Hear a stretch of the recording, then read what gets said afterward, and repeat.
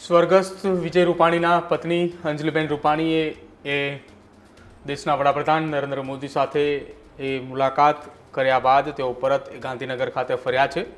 આજે વહેલી સવારે અંજલિબેન રૂપાણી અને સાથે જ ધનસુખ ભંડેરીના પરિવાર અને સાથે જ નીતિન ભારદ્વાજના પરિવારના તમામ લોકો એક સાથે લંડનથી પરત સીધા જ અમદાવાદ એરપોર્ટ પર આવ્યા હતા અને અમદાવાદ એરપોર્ટ પરથી તેઓ ગાંધીનગર ગયા હતા।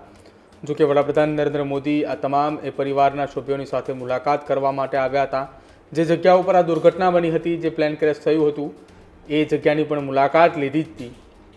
અંજલિબેન રૂપાણી ધ્રુસકે ને ધ્રુસકે રડી રહ્યા હતા કે જ્યારે તેઓ વડાપ્રધાન સાથેની મુલાકાત માટે જઈ રહ્યા હતા। સીધા દ્રશ્યો અમે આપને જે બતાવી રહ્યા છીએ, આ દ્રશ્યોમાં અંજલિબેન રૂપાણી તેમને જે સાંત્વના પાઠવવા માટે જે આવ્યા હતા લોકો, તેમની સાથેના એ દ્રશ્યો હતા અને તેઓએ વડાપ્રધાન સાથે એરપોર્ટ ખાતે એક મુલાકાત પણ કરી હતી અને એ દરમિયાનના એ દ્રશ્યો હતા।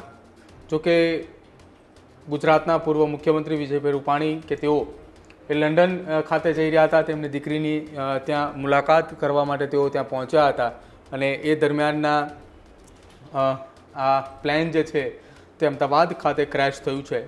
અમદાવાદ એરપોર્ટ પરથી ગુરુવારના રોજ બપોરે 1:30 આસપાસ આ પ્લેન જે છે તે ટેક ઓફ થવા માટે નીકળ્યું હતું અને એ ગણતરીની મિનિટોની અંદર જ આ પ્લેન ક્રેશ થયું છે। અમે આપણે આજે સીધા જે દ્રશ્યો બતાવી રહ્યા છીએ, આ ગાંધીનગર ખાતે સ્વર્ગસ્થ વિજયભાઈ રૂપાણીના નિવાસસ્થાનના દ્રશ્યો છે। આપ જુઓ આ દ્રશ્યોની અંદર કે જ્યારે તેઓ વડાપ્રધાન સાથેની મુલાકાત માટે તેઓ જઈ રહ્યા હતા, અંજલિબેન રૂપાણી, એ દરમિયાન તેમના પરિવારના સભ્યો ત્યાં પહોંચ્યા અને તેઓ ધ્રુસકે ને ધ્રુસકે રડી રહ્યા હતા। આમ તો વડાપ્રધાન નરેન્દ્ર મોદી તત્કાલ 2 કલાકનો સમયગાળો તેમનો હતો અમદાવાદની મુલાકાતનો, જેમાં તેઓ પરિવારના સભ્યોને પણ મળ્યા અને આપને આ જે દ્રશ્યોમાં દેખાઈ રહ્યા છે કે અંજલિબેન રૂપાણી કે જેઓ રડી રહ્યા છે એ તેમના પરિવારના સ્વજનો છે, એ સ્વજનોની તેમની સામે તેમનું આક્રંદ જે છે આ જોવા મળી રહ્યું છે। સ્વર્ગસ્થ વિજયભાઈ રૂપાણી કે જેઓ ગુજરાતના પૂર્વ મુખ્યમંત્રી છે કે તેઓ પણ તેમની દીકરીની મુલાકાત માટે લંડન જઈ રહ્યા હતા। જોકે થોડા દિવસ પહેલાં જ અંજલિબેન રૂપાણી તેઓ લંડન પહોંચ્યા હતા અને એક વાત એવી પણ સામે આવી છે કે પૂર્વ મુખ્યમંત્રી વિજયભાઈ રૂપાણી કે જેમને 2 વખત પોતાની ટિકિટ રદ કરી અને 12 તારીખે તેઓ જવા માટે નીકળ્યા હતા। આમ તો ગઈકાલથી એ ચર્ચાઓ શરૂ થઈ છે કે 12 તારીખ સ્વર્ગસ્થ વિજયભાઈ રૂપાણી જે છે તેમની લકી તારીખ હતી કે 12/06 એમનો લકી નંબર છે અને એ જ 12/6ના રોજ તેમનું નિધન થયું છે।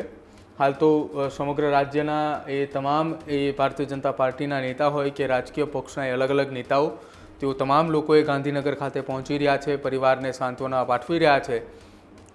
સૌરાષ્ટ્રભરની અંદર અને ઉત્તર ગુજરાતની અંદર જે ગુજરાતની 2 વિધાનસભા બેઠકની પેટા ચૂંટણીઓ હતી, એ પેટા ચૂંટણીઓમાં પણ અત્યારે પ્રચાર પ્રસાર થંભી ચૂક્યો છે। ત્યાંના તમામ નેતાઓ, તમામે મંત્રીઓ કે જે પ્રચાર પ્રસારમાં હતા, તેઓ ગઈકાલ મોડી સાંજ સુધીમાં તમામ લોકોએ અમદાવાદ આવી પહોંચ્યા છે। જો કે અમદાવાદ સિવિલ હોસ્પિટલ ખાતે પણ તમામે નેતાઓએ મુલાકાત લીધી અને આ તમામની સાથે જ ગાંધીનગર ખાતે આજે સ્વર્ગસ્થ વિજયભાઈ રૂપાણીના પરિવારના તમામ લોકોને સંવેદના અને સાંત્વના પાઠવવા માટે તમામ લોકો ત્યાં પહોંચ્યા છે, જેમાં ગાંધીનગરના ધારાસભ્ય અલ્પેશ ઠાકોર છે, ઇફકોના ચેરમેન દિલીપ સંઘાણી સહિતના તમામ દિગ્ગજ નેતાઓ હાલ ત્યાં પહોંચી રહ્યા છે। જો કે થોડા સમય પહેલાં જ રાઘવજીભાઈ પટેલ સહિતના તમામ નેતાઓએ પણ ત્યાં પહોંચ્યા હતા, તમામે પરિવારને સાંત્વના પણ પાઠવી અને આ જે દ્રશ્યો છે એ વડાપ્રધાન નરેન્દ્ર મોદી સાથેની મુલાકાત માટે જ્યારે જઈ રહ્યા હતા એ દરમિયાનની મુલાકાતના પહેલાંના દ્રશ્યો આપ જુઓ। ગાંધીનગર ખાતે જે સ્વર્ગસ્થ વિજયભાઈ રૂપાણીનું નિવાસસ્થાન છે, ત્યાં લોકો અને નેતાઓ અત્યારે તમામ ત્યાં પહોંચી રહ્યા છે અને જ્યારે પરિવારના સભ્યો ત્યાં પહોંચ્યા એ દરમિયાન અંજલિબેન રૂપાણી કે જેઓ એરપોર્ટ ખાતે જઈ રહ્યા હતા એ દરમિયાન તેમને સાંત્વના પાઠવા આવેલા પરિવારના સભ્યો સાથે તેઓ દેખાતા જ તેઓ ધ્રુસકે ને ધ્રુસકે રડી રહ્યા હતા અને પોતાનું આક્રંદ છલકાઈ રહ્યું હતું અને આ આખી આ ઘટનામાં 242 લોકો જે પ્લેનની અંદર સવાર હતા, એ પ્લેનમાં 241 જેટલા લોકોના મોત થયા હોવાની વાત સામે આવી છે। માત્ર એક વ્યક્તિનો એક ચમત્કારિક બચાવ થયો છે ને એ દીવના એ વ્યક્તિ છે કે જેનો બચાવ થયો છે. જો કે હજુ એ DNA ટેસ્ટની કામગીરી ચાલી રહી છે. સ્વર્ગસ્થ વિજયભાઈ રૂપાણીના જે બહેન છે તેમના ગત મોડી સાંજે જ DNA લઈ લેવામાં આવ્યા છે.